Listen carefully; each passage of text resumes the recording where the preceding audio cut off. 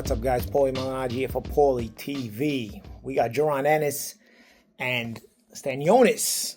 Dude, let me tell you, this result was not that I thought Ennis was gonna win the fight. Obviously, and he was the favorite. But I thought it was gonna be the toughest fight of his career to date. And I really thought that stanionis was gonna test him in a lot of ways. And I think that, in some ways, I started thinking about the Philadelphia mentality of Jaron Ennis, and I started thinking that, he has too much fight in him at times. Too much fight in him. And I think fighting that way against a guy like stanionis is going to give stanionis what he wants, and it's going to make it for a very, very tough, intense fight. And I thought it was going to be fan-friendly, but I thought it was going to be a tough fight on both guys. In the end, bro, what you saw tonight, you saw something that was only tough on stanionis, man. I mean, I don't know. Maybe I was underestimating the boxing ability of Ennis because we hadn't really seen him commit to boxing that way for a little while. He's always trying. I think maybe Ennis was guilty of trying too hard to impress people in too many ways. My hair's all messed up, man. Sorry, I came back from just doing the pro box event and then watched the Ennis fight. But it's kind of crazy because you look at Ennis, he looks like the whole package. Great boxing style. He can fight at both stances, but he's intense too. So he's an exciting fighter. He goes to the body. He goes to destroy you. He's not really looking to use his talent in a way to make fights boring. And so in that regard, it makes him fun, but it also, you look at him sometimes and you look at him and you say, well, that can also work against him because in the fight against Chukhadzhian, he sort of was a little bit out of his element in the Chukhadzhian rematch, where the guy sort of made him look bad, and he was getting some criticism. He also got some criticism for almost accepting the Virgil Ortiz fight at 154 and then not taking it, staying at 147. But if he was going to stay at 147, I think most people agreed that the stanionis fight was the fight that had to happen. That was the main reason to stay at 147 pounds, to test yourself against the guy who is considered the boogeyman in the weight class besides you. I know that you got Brian Norman and you got Mario Barrios, but Norman's kind of young and he's still coming up, even though he's a champion, and he's probably not considered of the level. And Barrios, sometimes he leaves you wondering how he's even a world champion, but that goes to show you more with the how much lack of depth the welterweight division has, if anything else. But with a guy like Ennis and stanionis, okay, I was glad because you can sort of milk around it and say, okay, let's look at some other fights first. Let me try to make the Barrios fight. Let me try to make the Norman fight, and then I'll make the stanionis fight at the end because it's the toughest fight. But he went right after stanionis, and stanionis went right after him, in a unification that we had tonight. And really, when you analyze the two styles, especially the way Ennis had been looking lately, he'd been getting criticism again for maybe being a little bit too hittable, which I think he still was a little bit tonight. Listen, don't get me wrong, he boxed well, and he boxed in ways that threw stanionis off, but I still think he's a little bit more hittable than he should be. stanionis was able to land some shots. It's just that Ennis was able to land the better shots, the harder shots, and the cleaner shots, But still, there are some things to work on if you're Jaron Ennis, especially if the next move is maybe to go to 154. If he's not able to acquire these unification fights, maybe the next move is to go to 154. I'll talk about that a little bit later in the video. But I like the way his approach was in beating stanionis tonight. He boxed mainly out of the southpaw stance, because remember, he can box out of both stances. He boxed mainly out of the southpaw stance, but he was in and out. He was changing range very well, and he was making stanionis pay for lunging in. He was getting stanionis to lunge in and then sort of making him pay. At times, he did get caught, of course. Like I said, there's some things to work on, but for the most part, he was using these traps very, very well, getting to the body of stanionis well. That ultimately spelled the end because I think stanionis got hurt to the body before he got dropped with the combination to the head in the 6th round. But I like the way, if you notice what Boots was doing, stanionis is a sort of a flat-footed fighter. He's got to be planted to really, dig into you.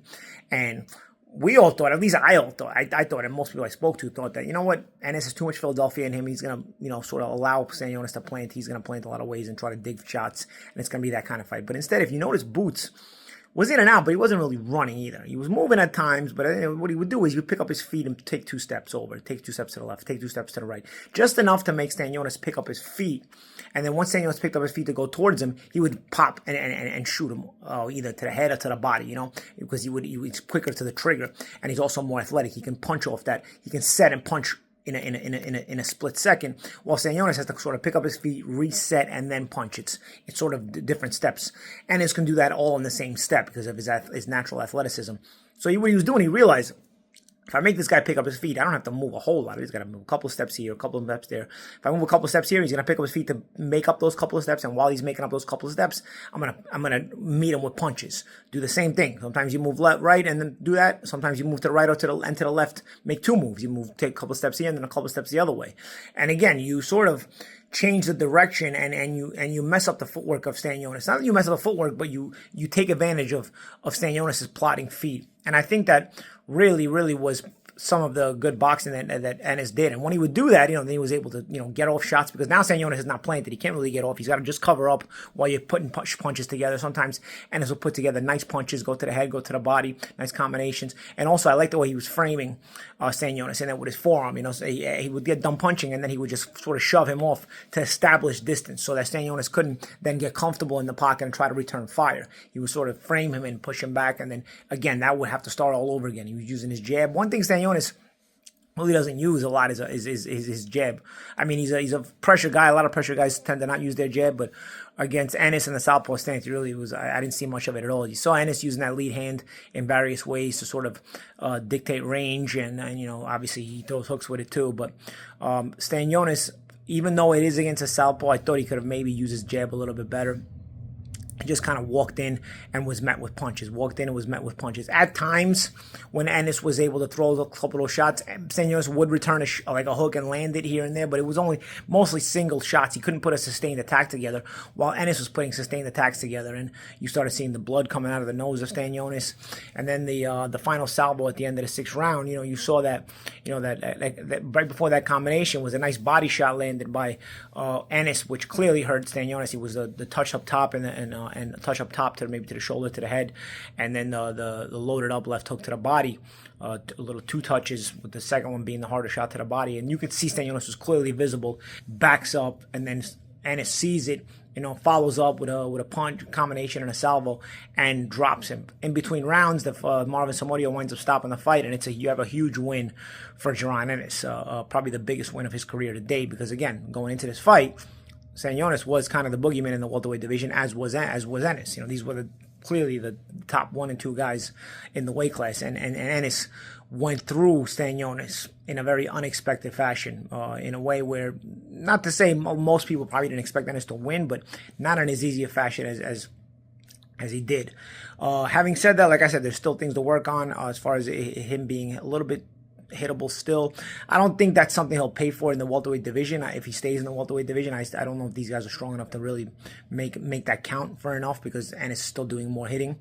But in the 154-pound division, with a lot of these monsters, if Ennis moves up there, that could be something that comes into play against him. Him getting caught with some shots that he should probably be better off avoiding. But ultimately, a very, very good performance by Jaron Ennis. Really reset himself as the guy that reminded us why he was such a special fighter that we were talking about for so long, and why maybe the criticism was a bit too soon when we started criticizing Ennis, started having second thoughts about Ennis's level. And I think tonight really, that kind of performance really puts him back into, not that he ever wasn't elite, but puts him back in the elite conversation in everyone's mind, and even the people that maybe were doing some of the naysaying, so to speak. But, my question is, what do you guys think? Where does Ennis go from here? Should he go to 154-pound division? Should he clean up the 147-pound division first? And if he wants to clean up the 147-pound division, will he be able to? And then, of course, if he's not able to, what's the point in staying? Should he go up to 154?